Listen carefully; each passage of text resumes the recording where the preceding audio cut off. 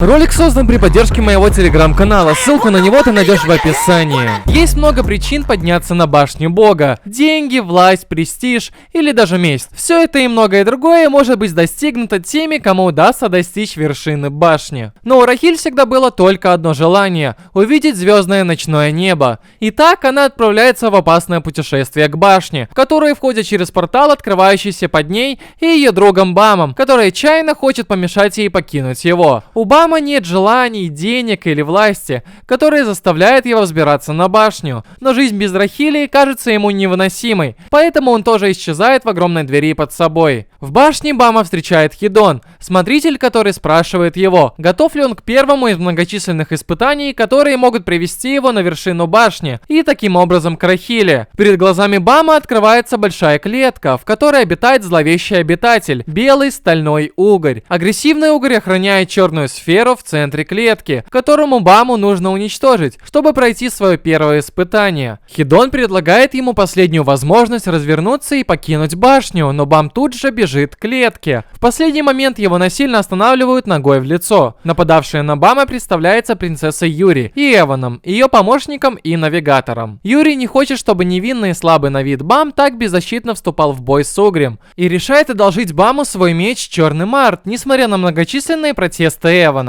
Вооружившись мечом Юрии, Бам входит в клетку. Большой угорь направляется прямо к нему, открывает свою большую пасть и проглатывает Бама. Юрий в ужасе вскрикивает и хочет броситься на помощь Баму, но ее останавливает Хидон. Внезапно угорь корчится в агонии, и из его рта сочится зеленая слизь. Бам действительно поступил правильно и прошел испытание, преодолев страх смерти. Чудовище выплевывает Бама, который шагает к сфере, и изо всех сил пронзает в нее меч. Но ничего не происходит, и сфера остается целой. Пока Бам лихорадочно пронзает сферу, угорь восстанавливает свои силы и снова отправляется атаковать Бама. Эван кричит Баму, что тот должен попросить помощи у меча. К великому удивлению зрителей, меч действительно откликается на зов Бама о помощи. Из меча появляется женщина и побеждает угря. Затем она дает Баму силу подняться на башню и телепортирует его на следующий уровень. Юрий не может поверить в то, что она только что увидела. Она часто просила у меча силы, но никогда не получала ее. Более того, у нее теперь другая проблема. Бам исчез на следующем уровне с ее мечом. Теперь Юрий и Эван должны следовать за ним, чтобы забрать меч. Бам вспоминает тот момент, когда встретил Рахиль. Он был заперт в пещере, одинокий, грязный и дикий, пока однажды Рахиль не нашла его и не рассказала ему о мире. Она научила его читать, писать и нарисовала звезды, которые так отчаянно хотела увидеть. Внезапно Бам оказывается перед вторым испытанием. 400 участников на поле должны сократить число участников до 200 за заданное время. Между соперниками тут же вспыхивают беспощадные драки, и Баму несколько раз удается избежать смерти. Но внезапно он оказывается в окружении 3 противников: огромного многоглазого существа, седовласого юноши с портфелем и агрессивного аллигатора. Все, кажется, хотят его достать. Однако седовласый парень Кун ищет сильных союзников, с которыми он сможет взобраться на башню. Сначала он хочет оставить Бама на произвол судьбы, но взгляд на могучий меч Бама пробуждает любопытство Куна, и он спасает его из лап аллигатора, рака-крушителя. Бам и Кун решают, что лучшая тактика просто спрятаться и ждать, пока их противники будут уничтожать друг друга, но внезапно их находят и атакуют рак. Кун просто отражает его атаки своим портфелем, и прежде чем рак сможет начать свою следующую атаку, объявляется окончание испытания. Но при этом уже объявлено следующее испытание. У оставшихся участников есть 5 минут, чтобы найти 2 союзников. У Бама и Куна нет иного выбора, кроме как заключить союз с раком. Оставшиеся 120 игроков, прошедших 2 теста, отправляются на корабль Мати Вакхела. Там их встречает Леро, администратор теста. Леро объясняет, что дальнейший отбор участников неизбежен. Он использует Шинцу, силу башни, чтобы наполнить комнату тяжелой волной и построить стену Шинцу между собой и участниками. В следующий раунд могут пройти только те команды, которые смогут пройти стену Шинцу. В то время как озадаченные участники стоят за стеной, Бам, кажется, не был отброшен волной и уже находится в правой части комнаты, к великому удивлению Леро. В дальнейшем одному за другим некоторым участникам удается пробить стену Шинцу и попасть на другую сторону. Рак и Кун также без проблем проходят проходят через барьер Шинцу, и таким образом команда Бама вместе доходит до следующего испытания. Пока Бам, Кун и Рак ждут допуска к следующему тесту, они получают совет от одного участника. Он убежден, что тест можно пройти менее чем за 5 минут, так как мучительные крики исходят только от тех команд, которые находятся в испытательной комнате более 5 минут. Когда Бам, Кун и Рак входят в тестовую комнату, они обнаруживают директора по тестированию Хан Сон Ю, сидящего перед 12 красными дверями. Его единственное указание состоит в том, что они должны открыть правильную дверь в течение 10 минут. Кун отчаянно пытается использовать свою логику, чтобы выяснить, какая дверь может быть правильной, но его преследуют воспоминания о его прошлом предательстве его сводной сестрой Марии, которая стала принцессой Захарда, тем самым изгнав и разрушив семью Куна. Незадолго до истечения 5 минут Рак пинает случайную дверь, и действительно, целью теста было просто открыть любую дверь в течение 5 минут, потому что, как объясняет Хан Сон Ю, мир никогда не ждет полной определенности. После испытания Леро объявляет еще одно бонусное испытание, но на этот раз необычное. Участие в нем добровольное, и команда-победитель получит разрешение подняться на башню, не проходя еще одно испытание. Все команды принимают это неотразимое предложение и соглашаются присоединиться. Бонусное испытание называется «Игра за корону» и состоит из 5 раундов, в которых команды должны сначала попытаться захватить корону, а затем защитить ее. Один из членов команды, владеющий короной, должен надеть ее на голову и сидеть на троне до конца игры. В дополнение к командам, которые прошли предыдущие тесты вместе, также принимает участие еще одна команда из другой области тестирования. К великому потрясению Бама, он присматривается к одной из девушек из новой команды и думает, что узнал Рахиль под большим плащом. Первые 2 команды выходят на арену и начинают сражаться. Анак, девушка-ящерица, оказывается особенно сильной и может легко победить своих противников и быстро вырвать корону. Когда начинается второй раунд, новые команды врываются на арену и атакуют команду Анак, но она защищает себя и корону своим могущественным мечом, зажигательным оружием под названием Зеленый Апрель. Пока Анак использует свой меч, меч Бама, Черный Март, начинает странно двигаться, и внезапно дверь его приемной взрывается.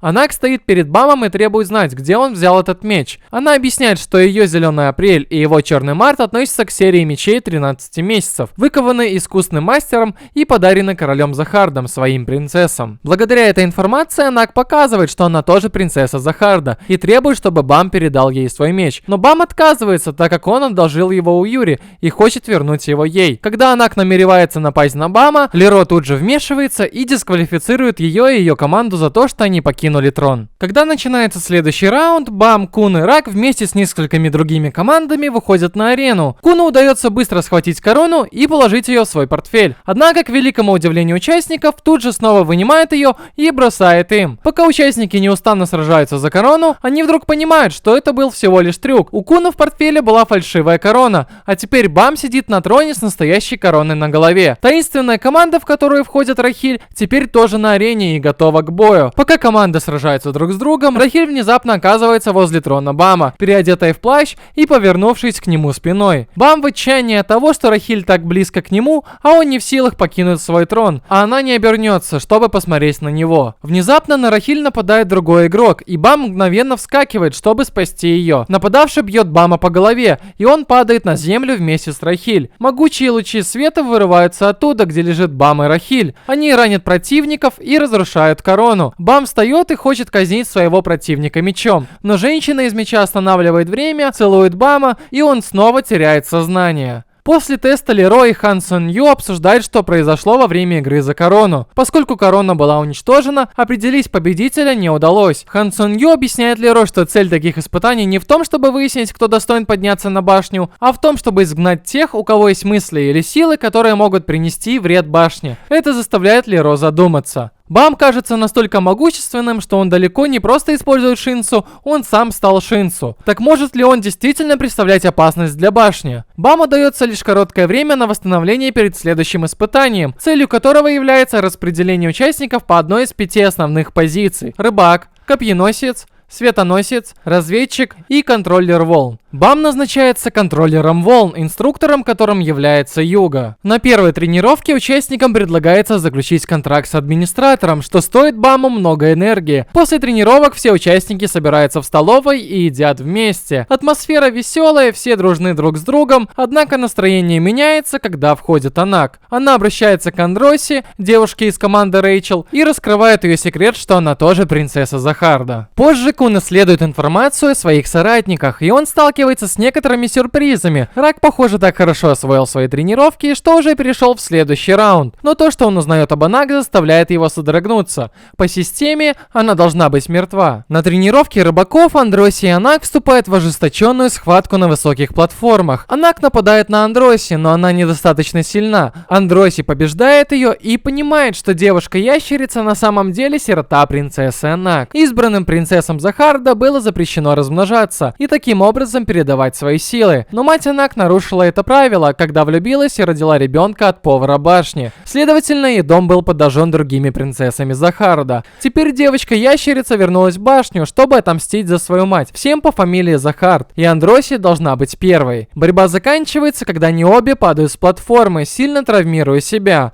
Но после короткого периода восстановления уже начинается следующее испытание, и участники делятся на две команды. Команда А, в которую входят Кун, Анак, Шип и Лауре, должны стартовать первой. Команда выбирает Анак своим лидером и носит красный значок, который она должна защищать до конца игры. Экзаменатор Квант Блиц также принимает участие и является лидером синего значка. Его цель украсть значок Анак, пока вся команда А пытается украсть его значок. Кун разработал особую стратегию, и ему удается задержать Кванта, пока Анак не спрячется под мостом. Но Квант быстро понимает его план и спрыгивает с моста, увлекая за собой Куна. Но Анак, задержавшийся на плавучем маяке, спасает Куна своим зеленым апрелем. Поскольку у Кванта осталось слишком мало шинцу, чтобы снова подняться наверх, команда А почти наверняка выиграет. Но без ведома своих товарищей Кун и Леро помогает Кванту вернуться на мостик и остановить Анак. Администраторам теста это кажется непостижимым предательством Куна перед его друзьями. Но вскоре они понимают, Кун знает, что он и его друзья из команды А гарантированно пройдут испытания, несмотря на их поражение.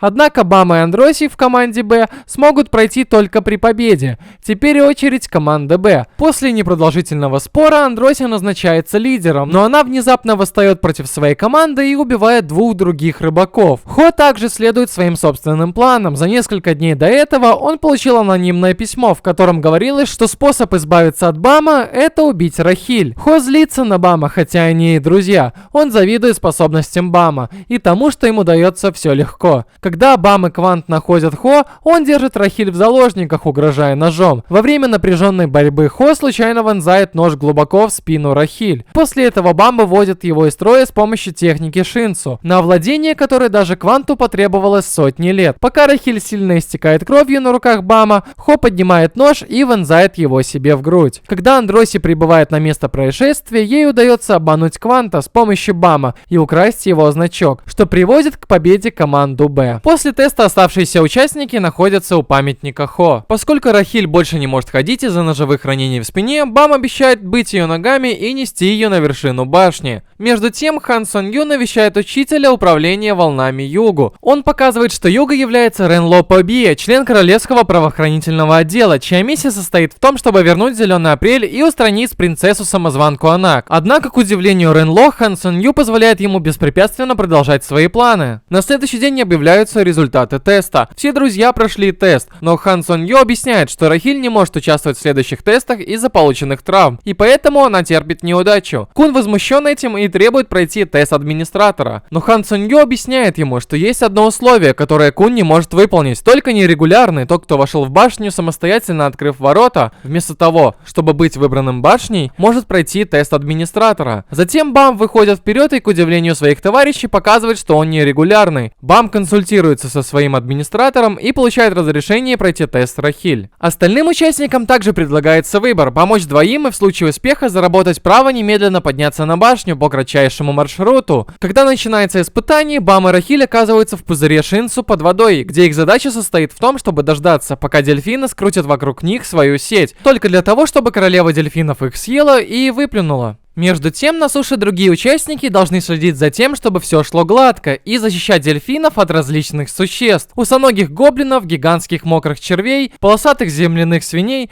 и самого опасного из всех – быка. Вскоре Шип Лису сталкивается с этим быком в пещере. На него мгновенно нападает, но Анак вовремя спасает его. Она и Андроси по очереди сражаются с монстром, но бык убегает, и девушки расходятся, пытаясь последовать за ним. Андроси снова быстро находит его и борется с ним изо всех сил. Тем временем Анак находит Ренло, который должен вернуть ее меч, и нападает на нее. Рен тяжело ранит Анак, прежде чем направить быка к нему, который теперь держит Андроси в своих лапах. Рен бросает Андроси зеленый апрель и приказывает ей убить Анак во имя ее отца, короля Захарда, поскольку само существование Анак позорит башню. Однако Андроси помогает Анак, и две принцессы сражаются с Реном, объединив силы. Сначала кажется, что Рен побеждает, но внезапно вмешивается принцесса Юри. Она говорит Рену, что теперь она сама возьмется за поиск мечей 13-месячной серии, но Рен отказывается отступать. Затем она нападает на него щелчком пальца и приказывает своему последователю Курдану убить его. На последнем издыхании Рен признается, что послал быка к Баму и Рахиль. Бык разрушает пузырь Шинцу и нападает на Бама. Бам защищается сильными шарами Шинцу, но он недостаточно силен, и бык пожирает его. Но вдруг бык корчится в агонии и взрывается изнутри. Бам падает в объятия Рахиль, и вместе их тащит наверх королева дельфинов.